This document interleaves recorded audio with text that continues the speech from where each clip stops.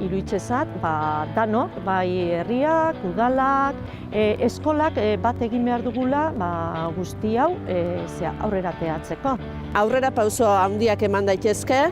Elkarlaneako bidik bilatzeko eta hortan sakontzeko aukera ona dela uste dugu. Danok amankomuniz ite maldi madeu lan, sare bat sortzen maldi madeu, azkenin hori indargune bada, ez? Da oportunidadia jakiteko zer da hon, eta gainera baita, zuk nahi badezu parte hartu talde hortan, dakazu ja irekiago. Ezinbesteku da danok norabide berdinien eitie lana. Beste zenbait esparrutan ere konturau gabe eragite dugu, ezta?